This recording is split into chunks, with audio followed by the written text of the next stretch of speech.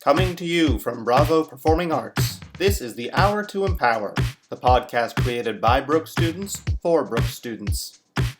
Today, you'll hear many of our series including Any Night Live, What's Up, Questions with Josie, Traveling in Quarantine, and our newest segments Guide for Gamers, Mallory's Gallery, and Musicals with Tekla. We'll also be kicking off the holidays by telling the story of Hanukkah. Okay, enjoy the show. Welcome to ANL, Any Night Live, your place to listen to hilarious sketches hosted by Tekla. The sketch today is The Secret Life of Santa. Sit back, relax, and enjoy. Santa, wake up, sir. It's time. Already? I'm sorry, sir. Your alarm went off 2 hours ago, sir. You darn elves. Whatever happened to elves who all stood in line waiting for me to give them directions? And did it all for a minimum wage? Your alarm did it, not the elf. And who set that alarm? You did, sir. I'm going to check on the presents. Yes, I'm aware it's the middle of October. Gotta love the population increase. Good morning, sir. According to my calculations, we will need 7,000 presents wrapped today, a full sleigh checkup, and we need to run a microphone test. I would recommend you tell everyone involved with the malls to start training. But can I just rest? You are Santa. You're supposed to be... You know what? If you don't want the job... Oh, please. I know all you want is a pay raise. No, I want to make children happy, deliver presents, fly in a sleigh, eat too many cookies, do all the stuff you do.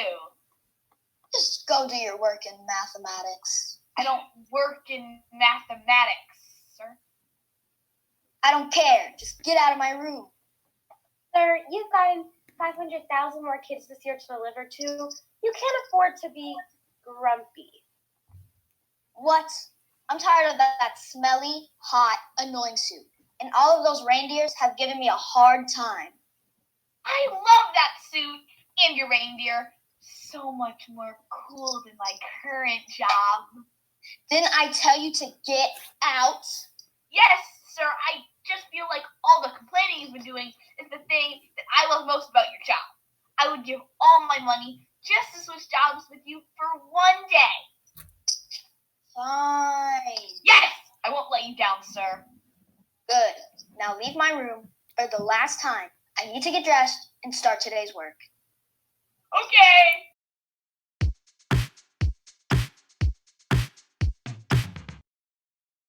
Hello, everybody, and welcome to What's Up, a segment where we talk about what's trending up, what's trending down, and what's good. Now, in last week's episode, I left you with quite the cliffhanger. We had only talked about the top 6 through 10 snacks on the top 10 snack list. So today, I have jam-packed into this episode not only the top 5, but also 2 other special awards into this snack segment. Now, let's begin.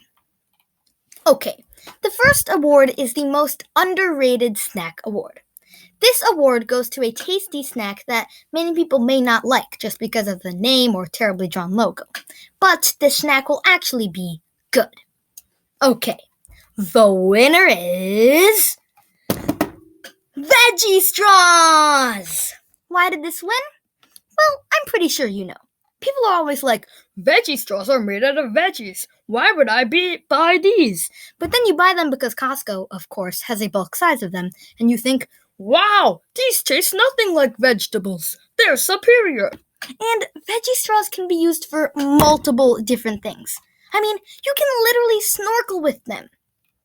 Next up is the breakthrough snack of the decade. The winner? Pita chips! I mean, these truly are a breakthrough snack. 15 years ago, people would be like, pita chips? No way! What even is pita? But now, pita chips are at every party, becoming the most popular chip for dips. Sour cream, guac, they all work. Now, back to the top 10. Okay, So, in 5th place is good, old-fashioned, over-buttered, classic movie theater popcorn. I think you know why this is in 5th place. It's absolutely incredible, especially with the experience of eating it at a movie theater.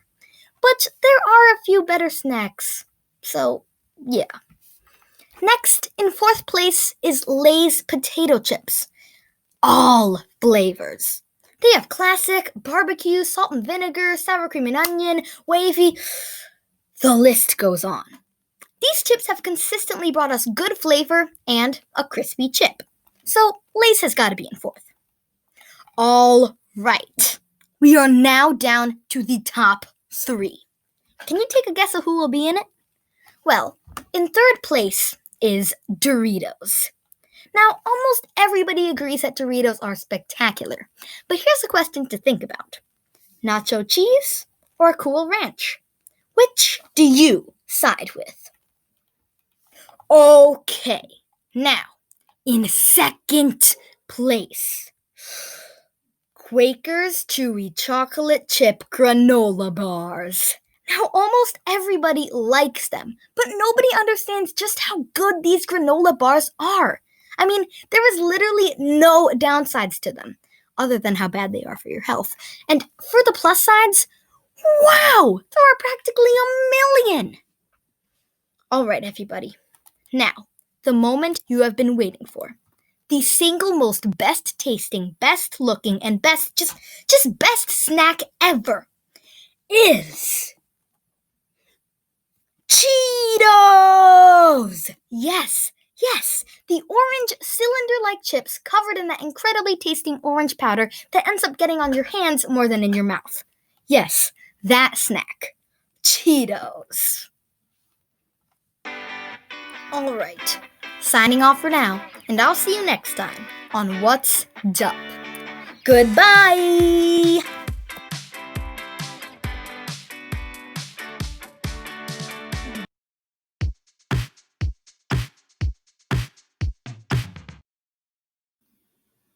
Welcome to Traveling in Quarantine. I'm your host, Murray Spencer. Today we're going to talk about Germany. Let's get started. Did you know that Germany has a population of 81 million people? That is a lot of people. And an interesting fact, 65% of the highways in Germany does not have any speed limits. Can you imagine how many car accidents happen in only 1 week?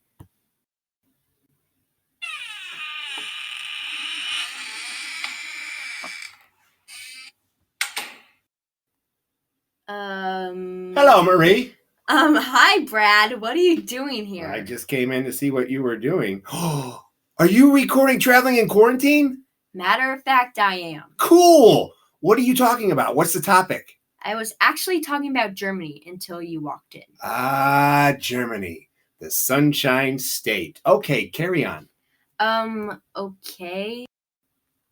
Well, back to talking about Germany. Did you know that Germany has 400 zoos? That's a lot of animals.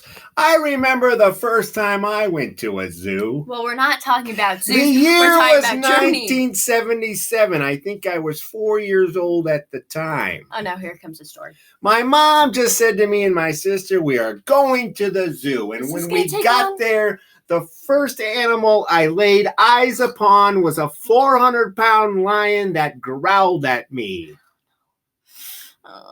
I then peed my pants. Okay, we're done with this story. Brad, you said that you went to Germany, right?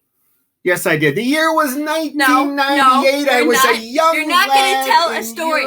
I was wondering if I could ask you some questions about Germany. Sure, go ahead. Okay, let's start. Question 1. Where did you go in Germany? We went to a beautiful city called Munich, and we saw lots of sights there. And then we traveled across the country to different cities via train and via car. We drove on the Autobahn, and it was quite a journey that we took. Mm-hmm. Question 2. What kinds of food did you eat in Germany? I remember us eating a lot of schnitzel and a lot of strudel and drinking lots of beer in very large glasses. Huh. I don't know what a snoodle is. Strudel, yes. strudel. It's an Austrian delicatessen. Question 3. What was it like in Germany? What was it like? It was a beautiful. The churches they had redone the churches after World War II, and they were just immaculate. And the history that's there, and the countryside is just gorgeous. And it was just quite an experience to be over there and see all the history that's involved in that country. Okay. Question 4. Why did you go to Germany? Why did we go? Well, we went because I was in love at the time. And the lady that I was dating, who later became my wife, her parents wanted to take us over there and show us around where they had some ancestries there. So we went along with them. It was a great time, and we really enjoyed it. Question 5. Sure. How many days did you stay in Germany? It was well over a week, I believe. That's 7 days, right? Yes, Yeah. 7. 7. Well, that is all for traveling in quarantine this week. Thank you for letting me ask you questions, Brad. Well, thank you for asking me those questions, Marie. Well, bye, everyone. Thank you for listening. Hold on. Can I finish my zoo story? Because I didn't actually get to go to the zoo that day. I'm sorry, there's no time. I had to go home and change my pants. But I did get to the zoo later on in life, and it was great. The zoo is great. I recommend going to the zoo, and I recommend going to Germany. Okay. And everything. It's beautiful. Okay. So bye. I'm going to say Auf Wiedersehen, which is goodbye or farewell in German. Okay, bye. Can you say Auf Wiedersehen? Go ahead, Mary. Wiedersehen. Yes, perfect. Bye.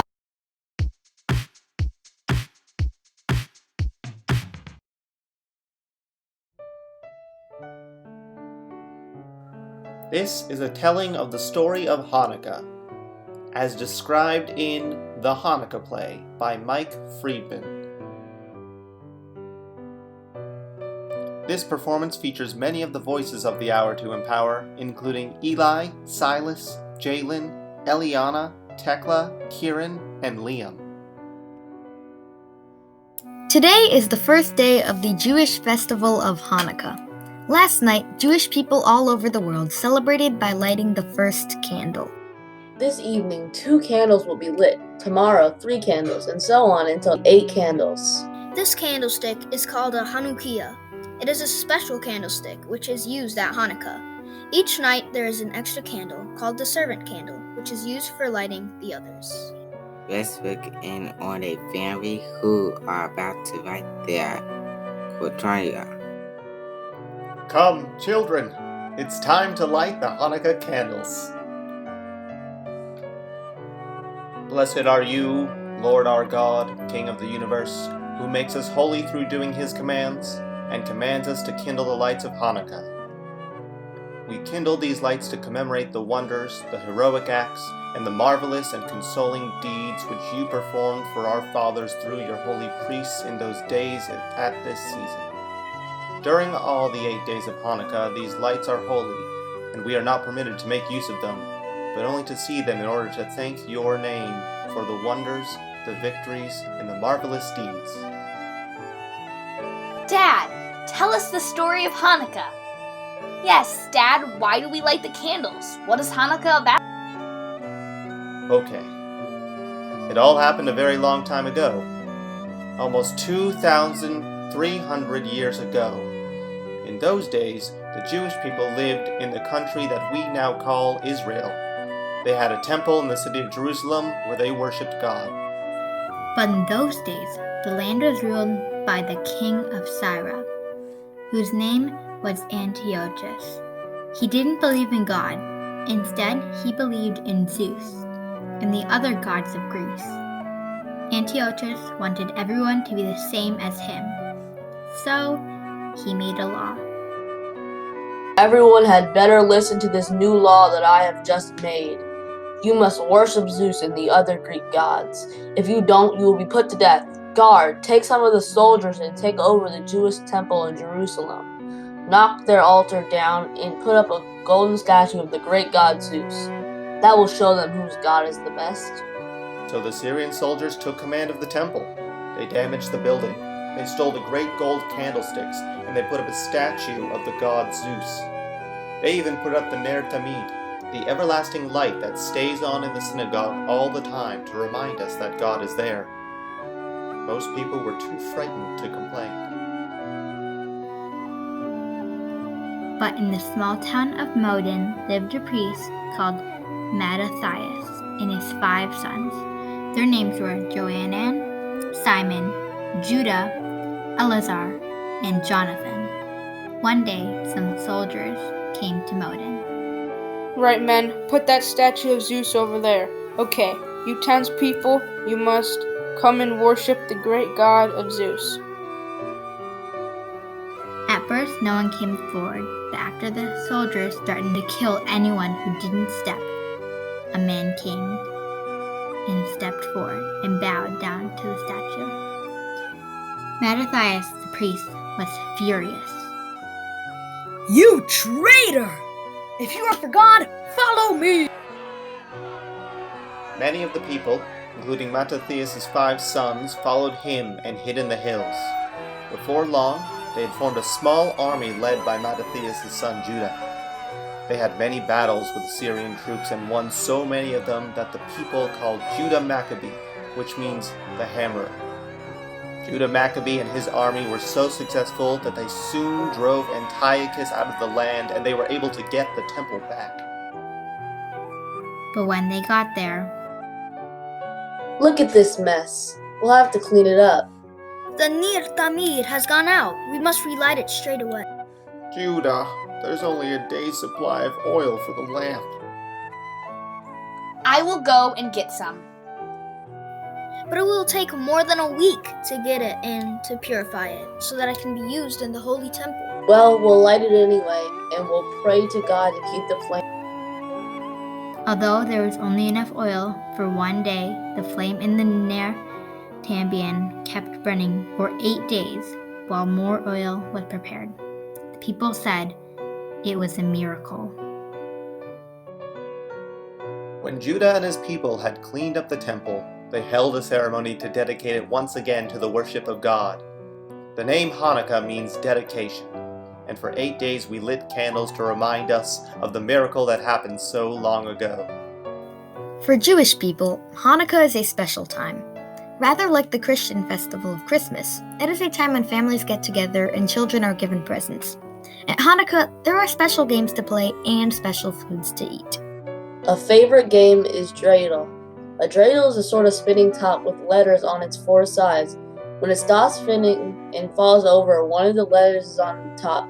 Children play a game where they win or lose sweets depending on which letter lands upwards. Jews make a special point of eating foods like donuts, which have been fried in lots of oils. A favorite is potato pancakes called latkes, which are made from grated potato, which is mixed with flour and egg and onion to make a thick mixture. Spoonfuls of the mixture are deep fried until they are golden brown and delicious. But Hanukkah also has a serious side. All those years ago, Judah Maccabee and his followers fought for freedom to follow their own beliefs, and Hanukkah Jews like to spend time thinking how important it is for people to believe in their own religions.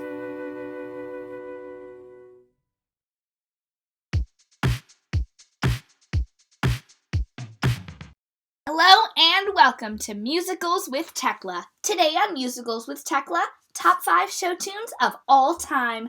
Go listen to these as soon as you finish listening to The Hour to Empower. You'll thank me later. Number 5 is Seasons of Love from Rent. Okay, I know I'm way too young to listen to Rent, but any theater fan knows this song. Come on, you most likely do. Anyway, it makes the top 5 because of the amazing harmonies, talent, and songwriting within it. It is both sentimental as well as uplifting. Number 4 is Alexander Hamilton from Hamilton.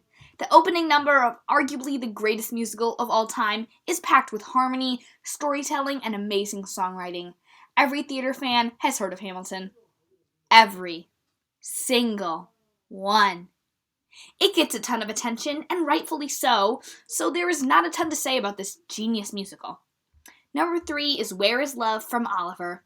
Oliver, like Oliver Twist? Yes, and it's a musical, and it has been a musical for years and years and years.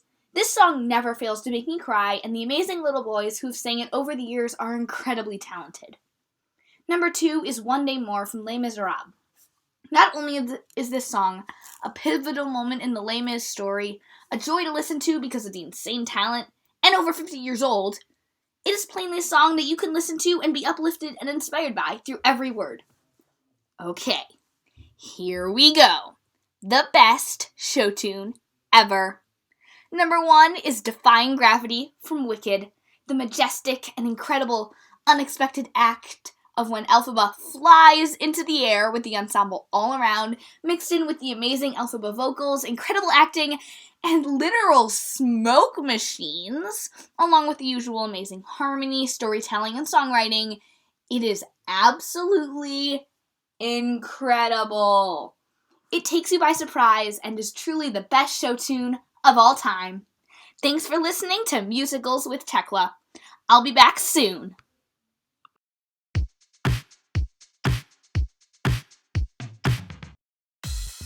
Hello, everybody, and welcome to Guide for Gamers, our newest segment with games to play, cheats, and tips and tricks, and more. I'm your host for today, NIkolakakis. Now let's get into it. Today, I want to talk about one of the best games out there, Rogue Company. This is a cross-platform game which you can find on Xbox, PS4, PC, and Nintendo Switch. And the best part, it's free. It is a 4v4 multiplayer game, and even though it's still in open beta, it's amazing. You can get into a game with your friends or with random people who also log in. You play one of 3 game modes: Extraction, Demolition, and Strikeout.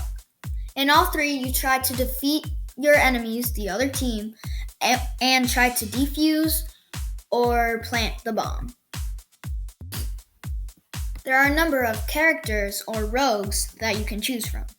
Each have different guns, abilities, grenades, and more. There's an in-game shop where you can spend money to get rogue coins, to buy special rogues and skins for your rogues, as well as emotes and sprays. You can also get different rogues by getting reputation points.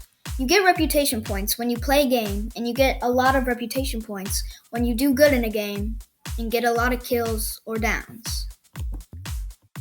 The people who work on Rogue Company are also very good to the players and give updates with new rogues and new skins almost every 3 months. Only bad note about it is since it's still in open beta, many people who play the game will go into a game and then leave, putting your team at a disadvantage. But other than that, the game is amazing.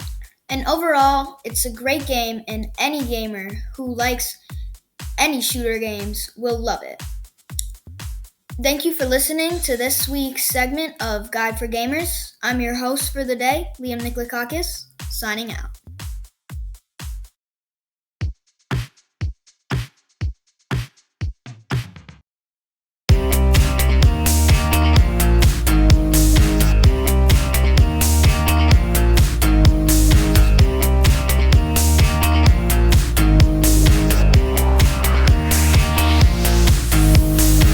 Hello, and welcome to Mallory's Gallery. Today we have 3 contestants to play Mallory's Gallery. Let's meet our first contestant. Hi, my name is Lucy, and I'm from Iowa. I'm 18 years old, and I love to play soccer and love to make crafts. Hello, Lucy. Today we are going to ask you a series of questions. If you get a question right, you get a point. And if you get a question wrong, you lose a point. Whoever has the most points at the end of the game wins. Who is that? Oh, that's just Jerry. Don't mind him. At the end of each round, he'll tell you your score. Hi. Oh, I just thought it was some weird dude standing in the corner. Okay. All right, let's start. Lucy, your topic is weird things in certain countries. Your question is, you can't buy Coca-Cola in which countries? North Korea and Cuba. Correct. Yay! I totally knew that. Sure you did, bud. All right, let's move on. Lucy, your next question is, the moon has blank. Moonquakes? Correct. All right, next questions. Goosebumps do what? Tell you that you're cold or are afraid. Wrong. What you should have said was, goosebumps are meant to ward off predators. All right, moving on. Your next question is, which country is visited more than any other country? France. Correct. The City of Love. All right, let's move on to our next questions. Humans are the only mammals that blank. Blush? Correct. Next question. What is Scotland's national animal? Ooh, I know this one. A Scottish turtle. No. Who told you that? My brother told me. He said that turtles are Scottish, like frogs. Wow, your brother was playing a trick on you. By the way, you were wrong. It was a unicorn. Oh, really? I didn't know. Apparently, no one knows these days. All right, let's move on. Next question. The hottest chili pepper is so hot it can blank. Hurt you? Nope. It can kill you. Hurt sounds more reliable. Okay, you're done. Jerry, how well did Lucy do? Great. Lucy got 1 out of 6. Thanks. Great job, Lucy. Now let's bring out our next contestant. Hello, and welcome to Mallory's Gallery. Today we have 3 contestants to play Mallory's Gallery. Let's meet our first contestant. Hi, my name is Lucy. I'm from Iowa. I'm 18 years old, and I love to play soccer and love to make crafts. Hello, Lucy. Today we are going to ask you a series of questions. If you get a question right, you get a point. And if you get a question wrong, you lose a point. Whoever has the most points at the end of the game wins. Who is that? Oh, that's just Jerry. Don't mind him. At the end of each round, he'll tell you your score. Hi. Oh, I just thought it was some weird dude standing in the corner. Okay. All right, let's start. Lucy, your topic is weird things in certain countries. Your question is, you can't buy Coca-Cola in which countries? North Korea and Cuba. Correct. Yay! I totally knew that. Sure you did, bud. All right, let's move on. Lucy, your next question is, the moon has blank. Moonquakes? Correct. All right, next questions. Goosebumps do what? Tell you that you're cold or are afraid. Wrong. What you should have said was, goosebumps are meant to ward off predators. All right, moving on. Your next question is, which country is visited more than any other country? France. Correct. The City of Love. All right, let's move on to our next questions. Humans are the only mammals that blank. Blush? Correct. Next question. What is Scotland's national animal? Ooh, I know this one. A Scottish turtle. No. Who told you that? My brother told me. He said that turtles are Scottish, like frogs. Wow, your brother was playing a trick on you. By the way, you were wrong. It was a unicorn. Oh, really? I didn't know. Apparently, no one knows these days. All right, let's move on. Next question. The hottest chili pepper is so hot it can blank.